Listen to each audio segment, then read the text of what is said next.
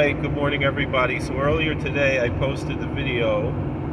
I had just shared a video and someone else had posted two videos about whether or not Jesus was a historical figure. Both of these videos posit that there was no historical Jesus. I know there's a lot of discussion in academia about trying to discover the historical Jesus, and these two videos posited that there was no historical Jesus, and the context that they're saying is that there was no contemporary first-person accounts that Jesus ever existed. So someone who's once a guest in our house, her and her husband, wrote, "This is not true. That is not true. There is historical evidence of his existence. There are Jewish holy texts that talk about his birth and death, but not as a Messiah of any kind." And my response was, not historical. These texts, I got to edit that, were much later. Some talk about a different Yeshu lived 100 years earlier, others are polemics. So I can edit that. We'll edit while we're not until much later. No, so then that is proper. So I just wanted to address this a little bit.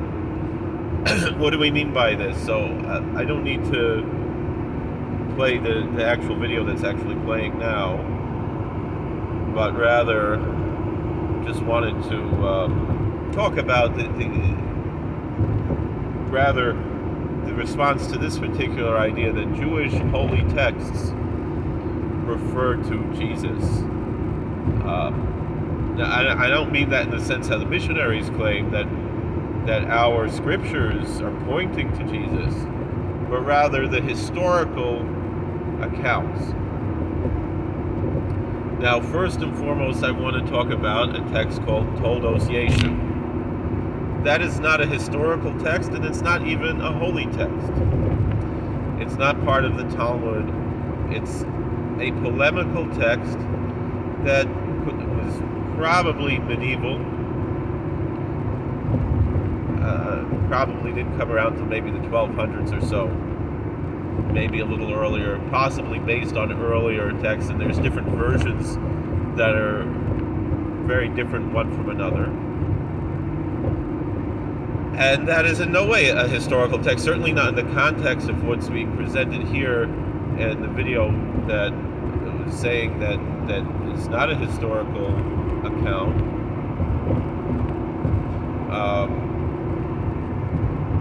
In fact, we don't really need any of this to be up right now. We can change this.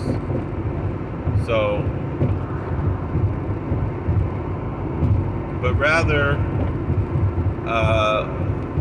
when we're saying holy texts, are we speaking of the Talmud, of the Mishnah of the Talmud? And particularly it mentions the birth and death of Jesus in the Talmud.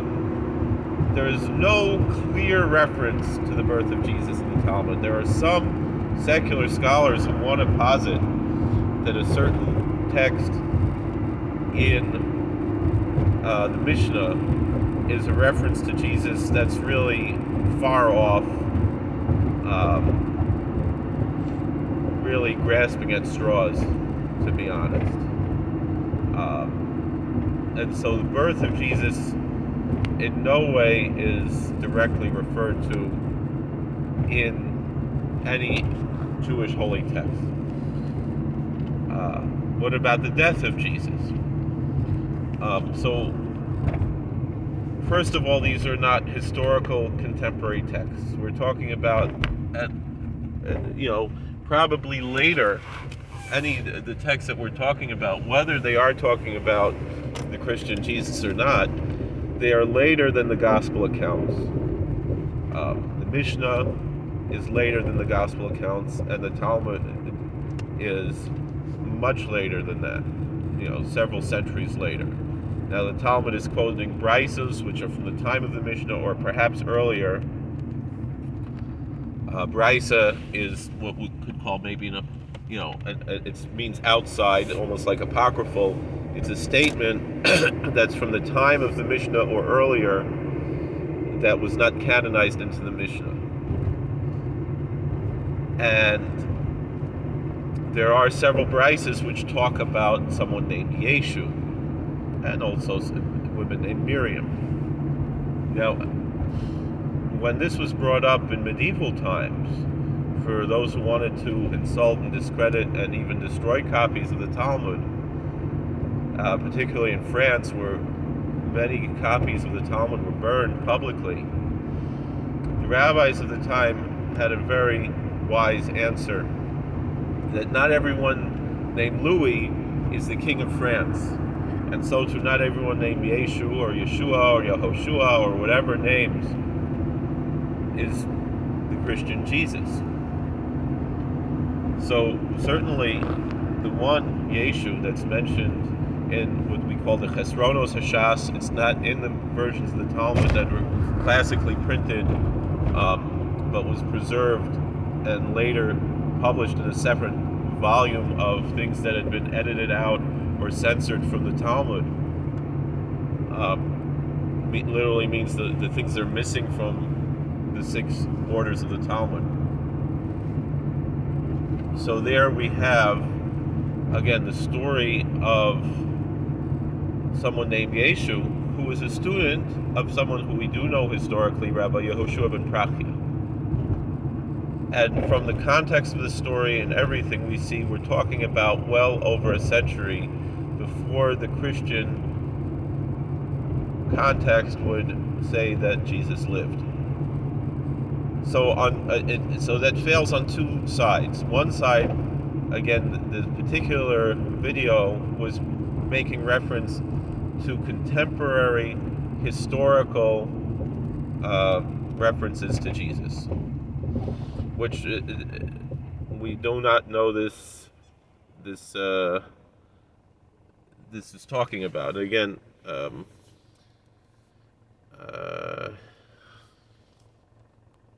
so we're responding.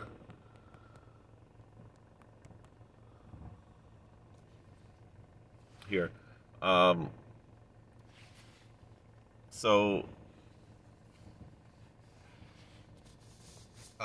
the most famous story about Yeshu is definitely not talking about the Jesus that the Christians venerate or worship, because he lived 100 years earlier. So if we're saying that it is, so then the best we could say is that the Christian Jesus is a maybe like a historical fiction loosely based on this Yeshu. I don't really even think that that's probably not even the case. I think it's totally fictional.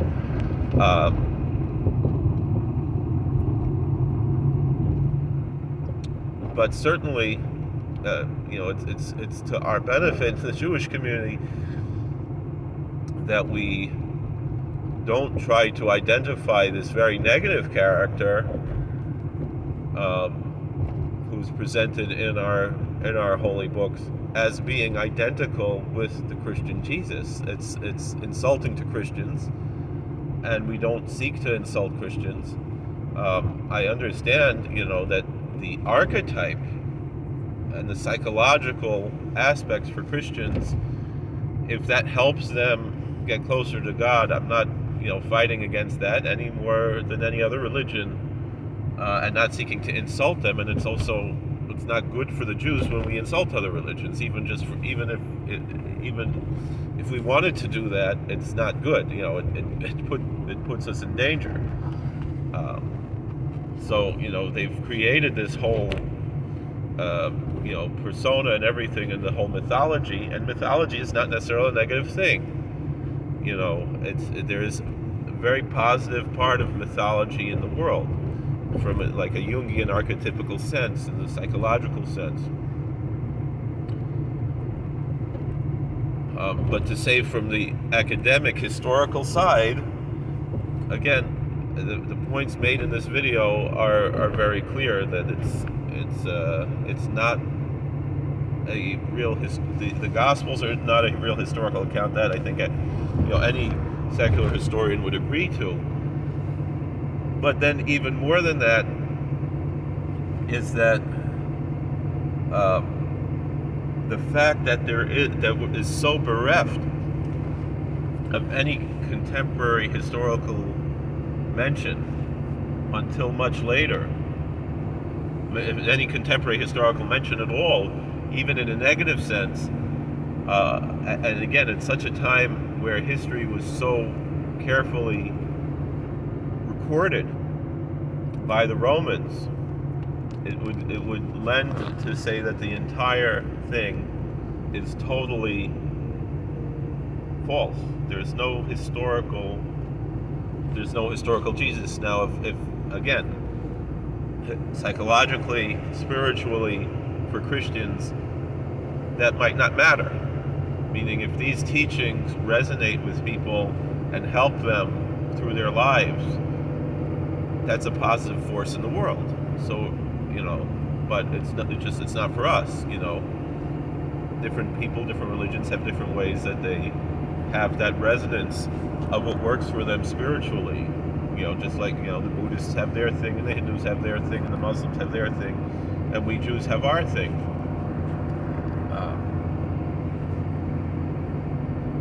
And, the claims that we have are not coming out of a time in history where there is such a strong historical record.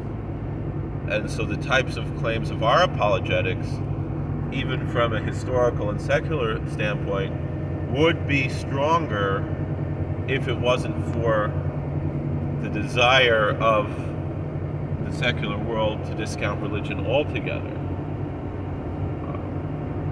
But even with that being said, the fact that all of these different religions have been positive forces in the world, to me, as a person of faith, I believe that means that there is something good that God desires from these things, so that the different religions are expressing in their different ways. But to say that this is in any way, this particular statement about the existence of a historical Jesus being false is wrong, because our religious texts have some mention of someone who lived 100 years earlier, and then much later other books that were compiled and put together as a type of polemic because of the persecution that Jews experienced under Christians.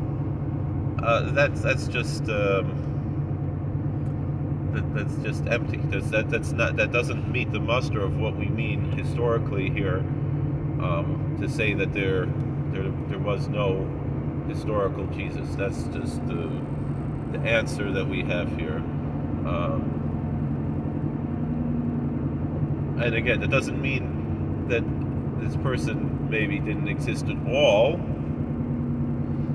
but that he wasn't as historically important as the Gospels claim.